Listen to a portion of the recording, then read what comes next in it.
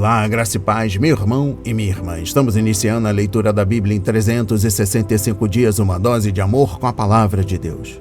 Hoje, no 239º dia, trago para a leitura e comentários bíblicos os livros de 2 de Crônicas, capítulo 1, do versículo 1 ao capítulo 2, versículo 16, livro de Provérbios, capítulo 25 e livro de Romanos, capítulo 9, versículos 1 a 29. Neste momento, você precisa estar de posse de um bloco de anotação, caneta ou lápis. A Bíblia, tão importante quanto a sua leitura diariamente, nos aproxima de Deus, fortalecendo assim a nossa fé e a esperança. Enquanto você prepara o nosso kit de fé, trago uma mensagem rápida. Todos nós temos a necessidade de estarmos em comunhão com Deus diariamente. Comunhão esta, agora, a leitura da Bíblia. Orar, meditar, refletir. A Bíblia Sagrada está cheia de promessas. Precisamos acreditar na palavra de Deus. Alimente a sua fé. A sua palavra tem muito mais força do que as coisas contrárias. Estamos vivendo um tempo em que devemos abrir os olhos. Satanás não está aqui para roubar o seu carro, sua casa, sua roupa, seu apartamento, celular, relógio. Ele vem para roubar agora esta semente, este estudo bíblico, a sua fé e os propósitos que Deus tem para você. Precisamos usar todos os recursos que Deus tem nos dado, incentivar a leitura da Bíblia, estudar. A Bíblia Sagrada nos faz gerar a fé, nos faz ter o alimento, a cura e a restauração. A compreensão da palavra vem através da revelação pelo Espírito Santo. Senhor, revele a compreensão de sua palavra. Jesus Cristo, me dê compreensão de sua palavra hoje e sempre. Em nome de Jesus, amém. E graças a Deus. Se desconecte de tudo e permita que a palavra do Senhor adentre em vossos corações. Vamos para a leitura no livro 2 de Crônicas, capítulo 1, versículo 1 ao capítulo 2, versículo 16.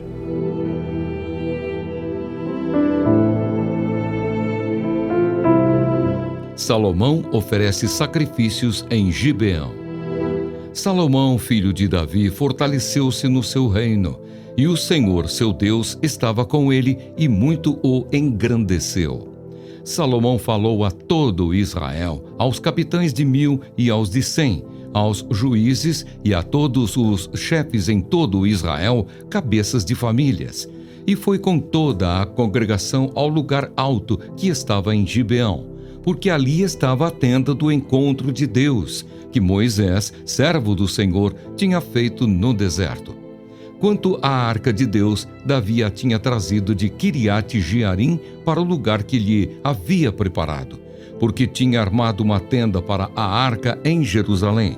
Mas o altar de bronze que havia sido feito por Bezalel, filho de Uri, filho de Ur, estava ali diante do tabernáculo do Senhor. E Salomão e a congregação consultaram o Senhor. Salomão ofereceu ali sacrifícios diante do Senhor sobre o altar de bronze que estava na tenda do encontro e ofereceu sobre ele 1000 holocaustos. Salomão pede a Deus sabedoria. Naquela mesma noite, Deus apareceu a Salomão e lhe disse: "Peça o que você quer que eu lhe dê." Salomão respondeu: "Foste muito bondoso com Davi, meu pai, e me fizeste reinar em seu lugar. E agora, ó Senhor Deus, cumpra-se a tua promessa feita a Davi, meu pai, porque tu me constituíste rei sobre um povo numeroso como o pó da terra. Dá-me agora sabedoria e conhecimento para que eu saiba conduzir-me à frente deste povo. Pois quem seria capaz de governar este grande povo?"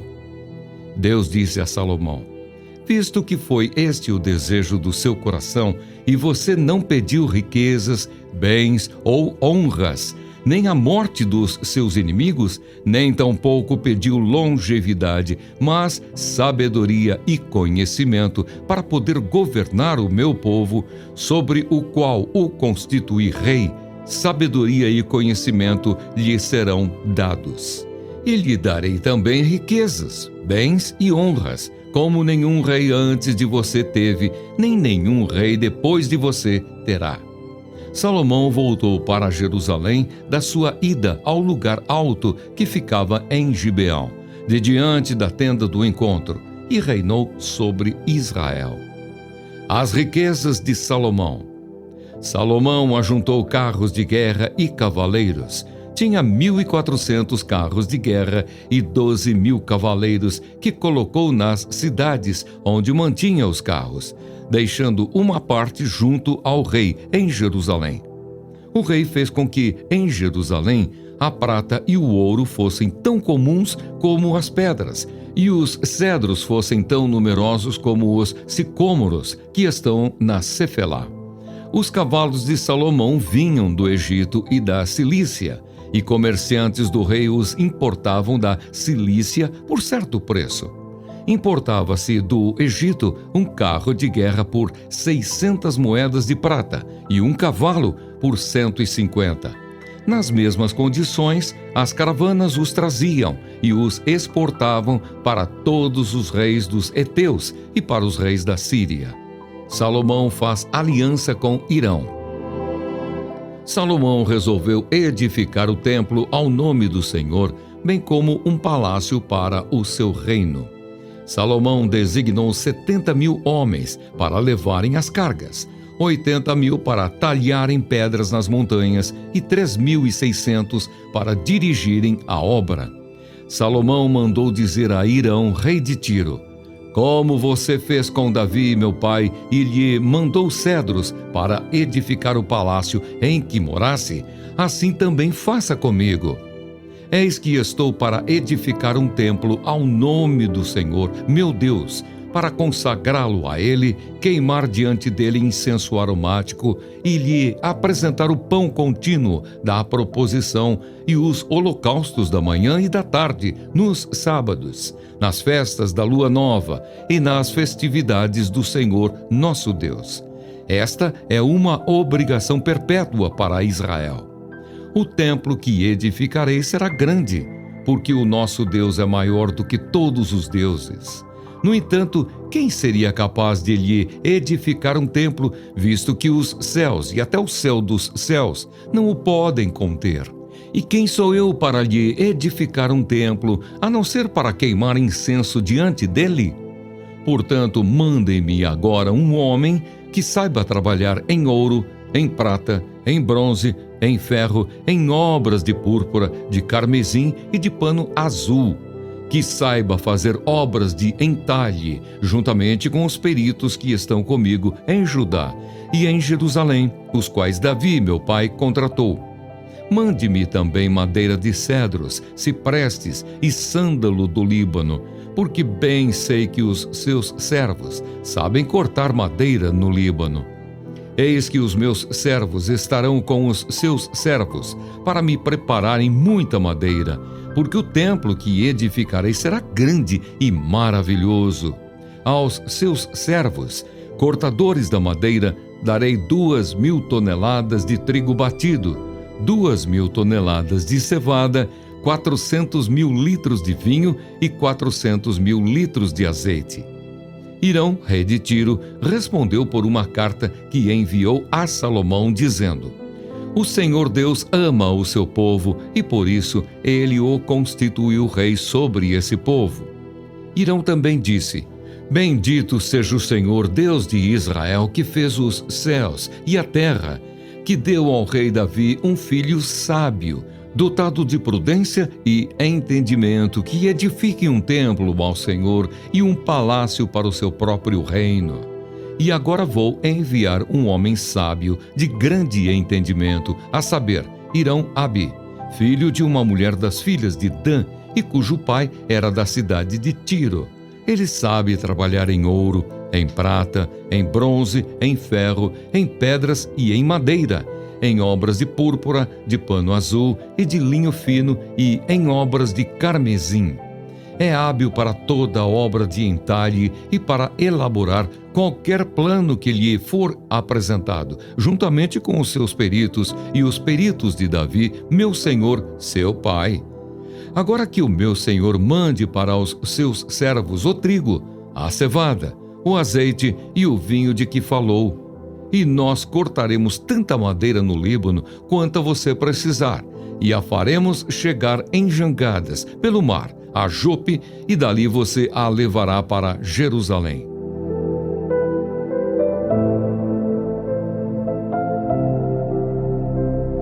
Amém. Compreendendo o livro 2 de Crônicas, capítulo 1, versículo 1, ao capítulo 2, versículo 16, capítulo 1. Exposição bíblica do capítulo 1, versículo 1 ao capítulo 9, versículo 31. Os primeiros 9 capítulos examinam o reinado de Salomão. Em seguida é registrada uma após outra a vida de reis bem-sucedidos de Judá. Uma vez que este livro foi escrito após o exílio, dá-se pouca atenção às tribos do norte, há muito desaparecidas. A persistência delas em afundar no paganismo após a divisão do reino levou praticamente o seu desaparecimento da história. Compreendendo o versículo 1, o cronista decidiu não incluir nenhum dos detalhes relacionados ao tumulto que estava acontecendo em segundo plano durante a transição do reinado de Davi para o de Salomão. Não se faz menção alguma à tentativa de Adonias de usurpar o trono, conforme 1 de Reis, capítulo 1, versículos 1 a 53. As medidas tomadas por Batseba, Natã e outros para proteger Salomão foram ignoradas em uma tentativa de apresentar uma simples transição de poder de pai para filho. Compreendendo o versículo 3, Gibeon era um lugar sagrado, pois o tabernáculo estava localizado lá. Como um primeiro passo para a construção do templo, Davi transferiu a Arca de Deus para Jerusalém, mas o restante do tabernáculo, incluindo o altar do sacrifício, ainda estava em Gibeon. A 8 quilômetros ao norte de Jerusalém, Salomão reuniu os líderes de Israel e cuidou para que fossem para Gibeon, com ele adorassem o Senhor. Referência versículos 2 a 6. Este evento seria um ato de consagração e revelaria ao povo a união dos líderes da nação. Salomão ofereceu 1000 holocaustos ao Senhor quando ele e seus oficiais, juntos, louvaram o Senhor e buscaram sua face. O holocausto retratava total dedicação ao Senhor.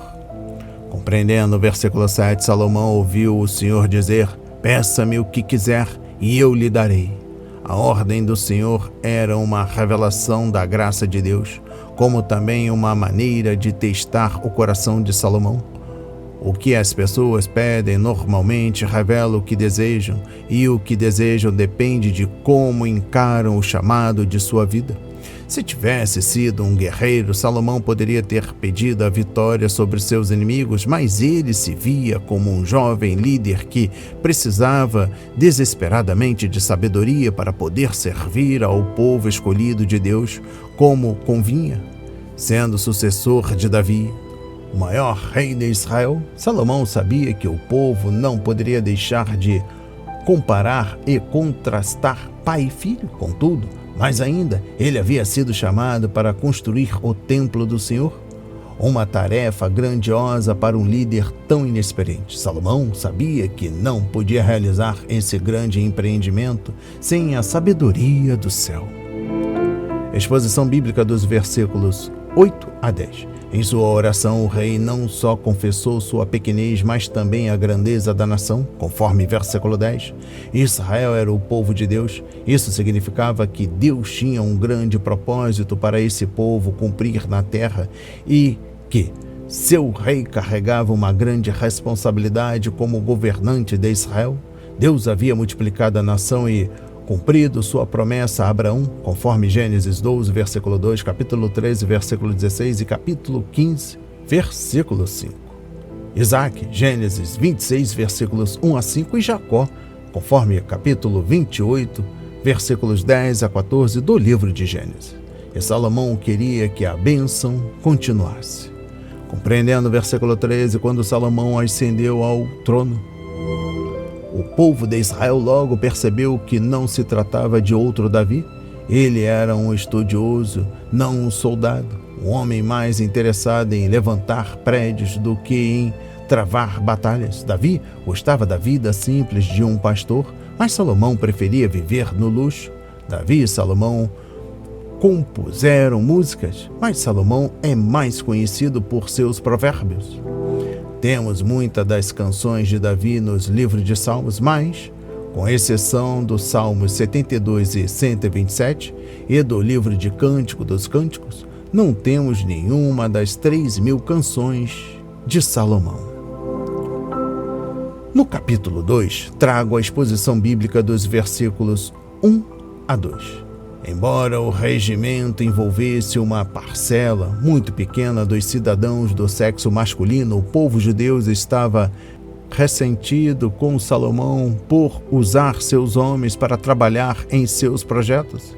Esta atitude fundamental ajudou a fortalecer a revolta do povo contra Roboão e apressar a divisão da nação após a morte de Salomão, conforme capítulo 10, versículos 1 a 19. Na verdade, em se tratando de trabalho e impostos, Salomão, de fato, pôs um jugo pesado sobre o povo.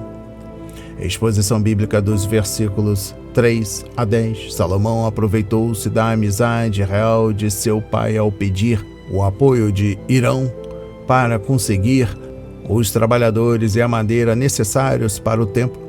Em sua mensagem, Salomão mostrou que sabia que seu pai havia discutido a construção do templo com Hirão. Por isso, Hirão não estava ouvindo sobre ela pela primeira vez. Davi ainda falou a Hirão sobre a aliança de Deus e a escolha de Salomão por Deus para construir a casa de Deus, conforme 2 Samuel, capítulo 7. Salomão deixou claro que não estava construindo um monumento para a glória de seu pai, mas um templo para honrar o nome do Senhor. Compreendendo o versículo 10, a carta de Salomão para Hirão era, na verdade, um contrato comercial, pois nela Salomão se ofereceu para pagar a madeira ao dar alimento anualmente para a casa de Hirão e também pagar muito bem os trabalhadores por sua mão de obra. E eu encerro a compreensão do livro 2 de Crônicas, capítulo 1, do versículo 1 ao capítulo 2, versículo 16, no capítulo 2, com a exposição bíblica dos versículos 13 a 14. Um dos presentes de Davi para Salomão foi um povo preparado para trabalhar com ele e concluir o projeto. Vimos como Davi organizou os vários níveis de líderes, tanto civis como religiosos, para que pudessem trabalhar com harmonia e seguir seu novo rei, assim como o Senhor proveu pessoas habilidosas para construir o tabernáculo, referência Êxodo 35, versículos 25 a 35, e capítulo 36, versículos 1 a 2, ele proveria os trabalhadores de que Salomão precisava para construir o templo do Senhor. Além disso, todo o povo ouvia as ordens do novo rei e lhe obedecia. Aleluia! Vamos para a leitura no livro de Provérbios, capítulo 25.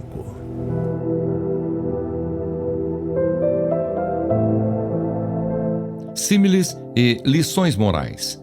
Também estes são provérbios de Salomão que foram transcritos pelos homens a serviço de Ezequias, rei de Judá. A glória de Deus é encobrir as coisas, mas a glória dos reis é investigá-las. Como a altura dos céus e a profundeza da terra, assim também o coração dos reis é insondável. Tire a escória da prata e sairá um vaso para o ourives. Tire o ímpio da presença do rei e o seu trono se firmará na justiça. Não se glorie na presença do rei, nem se ponha no meio dos grandes, porque melhor é que lhe digam, suba para cá, do que ser humilhado diante do príncipe. A respeito do que os seus olhos viram, não se apresse a levar ao tribunal, pois ao fim, o que é que você fará se o seu próximo o puser em apuros? Defenda a sua causa diretamente com o seu próximo e não revele o segredo do outro. Do contrário, quem o ouvir poderá envergonhá-lo e você nunca se livrará dessa má fama. Como maçãs de ouro em bandejas de prata, assim é a palavra dita a seu tempo. Como pendentes e joias de ouro puro, assim é a repreensão dada por um sábio a um ouvinte atento. Como o frescor de neve no tempo da colheita, assim é o mensageiro fiel para com os que o enviam. porque refrigera a alma dos seus senhores. Como nuvens e ventos que não trazem chuva, assim é aquele que se gaba de presentes que não deu. Com paciência se convence um príncipe, e a língua branda quebra ossos. Você encontrou mel? Coma apenas o suficiente, para que você não fique enjoado e venha a vomitá-lo. Não seja frequente na casa do seu próximo, para que ele não se canse de você e passe a detestá-lo. Martelo, espada e flecha aguda é o que levanta falso testemunho contra o seu próximo. Como dente quebrado e pé sem firmeza, assim é a confiança numa pessoa desleal em tempo de angústia. Como quem se despe num dia de frio e como vinagre sobre feridas, assim é o que entoa canções para quem está aflito. Se o seu inimigo tiver fome, dê-lhe de comer. Se tiver sede, dê-lhe de beber, porque assim você amontoará brasas vivas sobre a cabeça dele, e o Senhor recompensará você. O vento norte traz chuva, e a língua que espalha calúnias traz o rosto irado. Melhor é morar no canto do terraço do que com uma mulher briguenta na mesma casa. Como água fria para quem tem sede, assim é a boa notícia que vem de um país distante. Como fonte que foi turvada e manancial contaminado, assim é o justo que cede ao ímpio. Comer muito mel não é bom. Assim, procurar a própria honra não é honra. Como cidade derrubada que não tem muralhas, assim é aquele que não tem domínio próprio.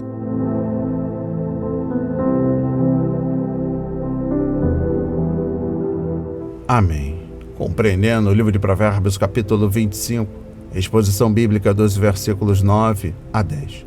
Os verdadeiros amigos sabem preservar a confiança, eles valorizam sua integridade mesmo sob pressão. Se tivermos um desentendimento com alguém, não devemos trazer outra pessoa para a discussão, traindo a confiança, porque, no final, perderemos nossa reputação. Não se pode confiar nenhum segredo a ele. E nosso amigo que nos confiava seus pensamentos particulares. Quem muito fala atrai a confidência, mas quem merece confiança guarda o segredo. Conforme capítulo 11, versículo 13 e também capítulo 20, versículo 19. Se não tivermos cuidado, os mexericos podem arruinar uma amizade, conforme capítulo 16, versículo 28. Por isso, o que convém fazer é cobrir ofensas com amor, conforme capítulo 17, versículo 9 e 1 de Pedro, capítulo 4, versículo 8. Compreendendo o versículo 12, nossas palavras podem ajudar a restaurar aqueles que pecaram. Confronto e críticas cuidadosos podem ser oferecidos de uma forma que dê a outra pessoa a melhor chance de ouvir. Repreender alguém que está errado pode ser desagradável e precisamos fazer isso com um espírito manso e amoroso, conforme Gálatas 6, versículo 1. Mas é algo que precisa ser feito. Bajularmos aqueles que estão desobedecendo à palavra de Deus só irá fortalecê-los em seus pecados e nos tornar cúmplices. Quem repreende o próximo obterá, por fim, mais favor do que aquele que só sabe bajular, conforme Provérbios 28, versículo 23. Quem acolhe a disciplina mostra o caminho da vida, mas quem ignora a repreensão desencaminha outros, conforme capítulo 10, versículo 17. Compreendendo o versículo 17, amigos e vizinhos devem ter tato e ser sensíveis aos sentimentos uns dos outros. Se passarmos muito tempo juntos, podemos nos tornar pragas. Algumas pessoas passam tanto tempo uma das outras que, por fim, destrói sua amizade. Se quisermos crescer, precisamos de espaço, e o espaço é fruto de privacidade e solidão. Mesmo o marido e a esposa devem respeitar a privacidade um do outro e não estar constantemente juntos, se quiserem que seu amor amadureça.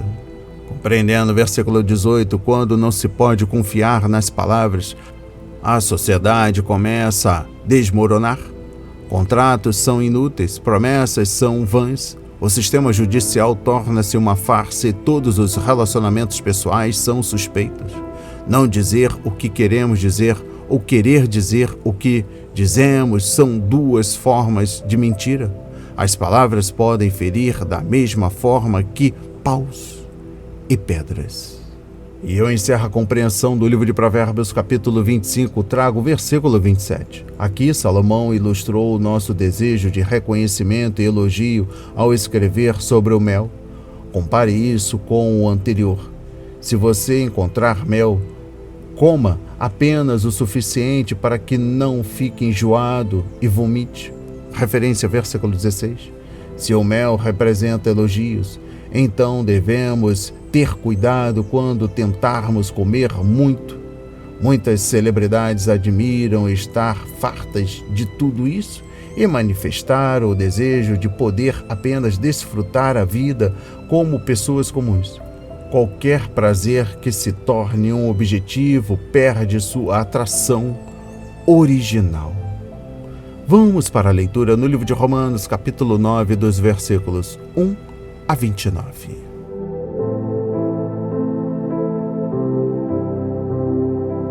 Deus e o seu povo.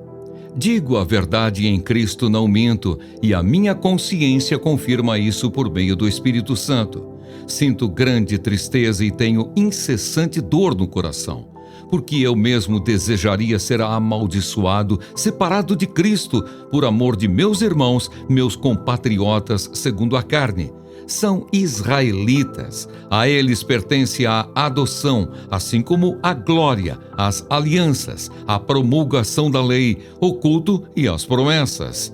Deles são os patriarcas, e também deles descende o Cristo, segundo a carne, o qual é sobre todos, Deus bendito para sempre. Amém. E não pensemos que a palavra de Deus falhou, porque nem todos os de Israel são de fato israelitas. Nem por serem descendentes de Abraão são todos filhos. Pelo contrário, por meio de Isaque será chamada a sua descendência, isto é, não são os filhos da carne que são filhos de Deus, mas os filhos da promessa é que são contados como descendência. Porque a palavra da promessa é esta: por esse tempo voltarei e Sara terá um filho. E isto não aconteceu somente com ela, mas também com Rebeca, ao conceber de um só de Isaque, nosso pai. E os gêmeos ainda não eram nascidos, nem tinham feito o bem ou o mal, para que o propósito de Deus quanto à eleição prevalecesse, não por obras, mas por aquele que chama. Quando foi dito a Rebeca: o mais velho será servo do mais moço, como está escrito: amei Jacó, porém desprezei Esaú. Que diremos então? Que Deus é injusto? De modo nenhum, pois ele diz a Moisés: terei misericórdia de quem eu tiver misericórdia, e terei compaixão de quem eu tiver compaixão. Assim, pois, isto não depende de quem quer ou de quem corre, mas de Deus, que tem misericórdia. Porque a Escritura diz a Faraó: foi para isto mesmo que eu o levantei, para mostrar em você o meu poder e para que o meu nome seja anunciado em toda a terra.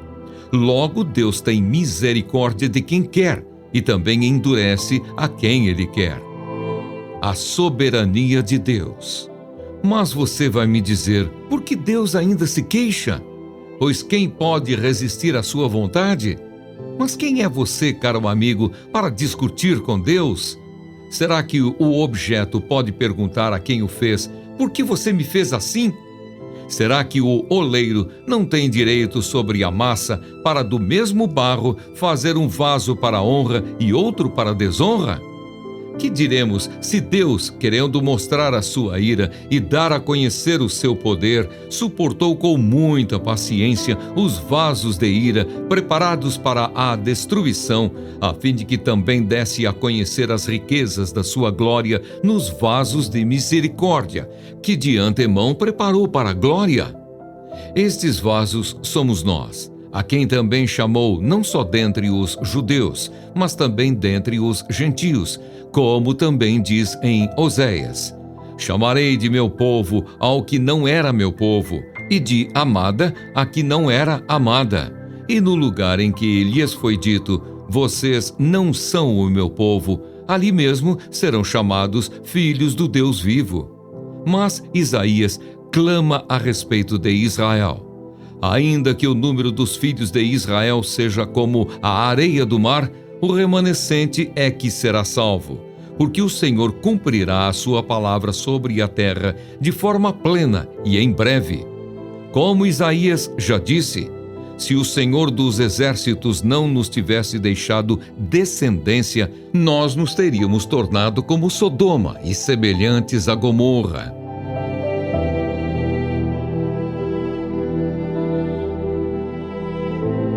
Amém. Compreendendo o livro de Romanos, capítulo 9, dos versículos 1 a 29. Exposição bíblica dos versículos 1 a 13. Paulo passou primorosamente da alegria do capítulo 8 para a tristeza e aflição do capítulo 9. Quando olhou para Cristo, ele se alegrou, mas quando contemplou os perdidos de Israel, ele chorou, como Moisés, referência Êxodo 32, versículos 30 a 35. O apóstolo estava disposto a ser amaldiçoado e se separar de Cristo, se isso significasse a salvação de Israel. Que homem era Paulo? Ele estava disposto a ficar de fora do céu por amor aos salvos, conforme Filipenses 1, versículos 22 a 24, e ir para o inferno por amor aos perdidos. Exposição bíblica dos versículos 4 a 13. O propósito de toda esta bênção era que Jesus Cristo, por meio de Israel, pôde vir ao mundo. Observe que o versículo 5 declara Jesus Cristo como Deus. Todas as bênçãos foram dadas gratuitamente a Israel e a nenhuma outra nação. Exposição bíblica dos versículos 11 a 13. Vemos que as escolhas de Deus não estão baseadas no mérito humano, pois o Senhor escolheu Jacó antes de ele e seu irmão nascerem. Os dois meninos não haviam feito nenhum bem nem mal. Por isso, a escolha de Deus não estava baseada no caráter ou conduta deles. O versículo 13 é uma referência a Malaquias, capítulo 1, versículos 2 a 3, e refere-se à nação Israel e Edom, e não a pecadores individuais. Deus não odeia os pecadores, conforme João 3, versículo 16, deixa claro que Ele os ama, uma vez que a eleição de Israel pelo Senhor não depende de mérito humano. A desobediência dos judeus não pode anular os propósitos eletivos de Deus. O Senhor é fiel, ainda que o seu povo seja infiel. Exposição bíblica dos versículos 14 a 18. O fato de o Senhor ter escolhido um e não outro parece indicar que ele é injusto, mas nosso Deus, santo, jamais poderia cometer um ato injusto. A eleição sempre é uma questão de graça, e se Deus agisse apenas com base na justiça, ninguém poderia ser salvo. Ninguém negará que muitos mistérios estão ligados à soberania divina e à responsabilidade humana. Em nenhum momento Deus pede que escolhamos entre essas duas verdades, porque elas vêm do Senhor e fazem parte do plano divino. Elas não competem, mas trabalham juntas. O fato de não podermos compreender plenamente como as duas trabalham juntas não nega o fato de que funcionam. Compreendendo o versículo 16, Deus é santo e deve punir o pecado, mas é também amoroso e deseja salvar os pecadores. Se todos quisessem ser salvos, isso negaria a santidade de Deus, porém, se todos quisessem ser perdidos, isso negaria o amor divino. A solução para o problema é a eleição soberana de Deus. O Senhor escolheu Israel e condenou o Egito porque este era o seu propósito soberano. Ninguém pode condenar Deus por seu modo de estender sua misericórdia, pois Ele é justo. Exposição bíblica dos versículos 19 a 21. Este é um dos argumentos lógicos de Paulo sobre a liberdade absoluta que Deus tem de escolher. O Senhor é o olheiro e nós somos o barro. Deus é mais sábio do que nós, por isso, nós somos tolos ao questionar sua vontade e resistir a ela. A referência aqui é a do livro do profeta Isaías, capítulo 45, versículo 9. Sem dúvida, o barro não tem vida própria e é passivo na mão do oleiro. Por outro lado, nós temos sentimentos, inteligência e força de vontade e podemos resistir ao Senhor.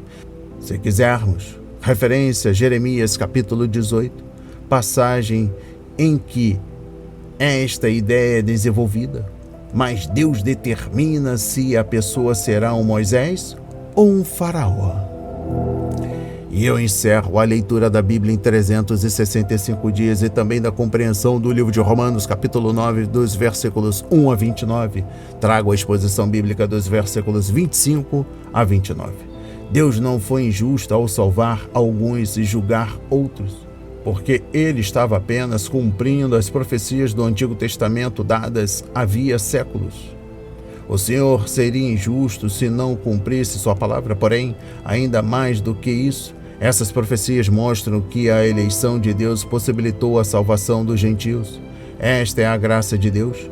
No Êxodo, o Senhor rejeitou os gentios e escolheu os judeus para que, por meio daquele povo, pudesse salvar os gentios. A nação de Israel rejeitou a vontade de Deus, mas isso não frustrou os propósitos divinos. Um remanescente de judeus crê e a palavra do Senhor tem se cumprido. Aleluia! As palavras de hoje foram semeadas para as nossas vidas, para a honra e a glória do Senhor. Receba este alimento diário, não hesite, compartilhe. Deus está interessado na minha e na sua dor. Que Deus nos abençoe.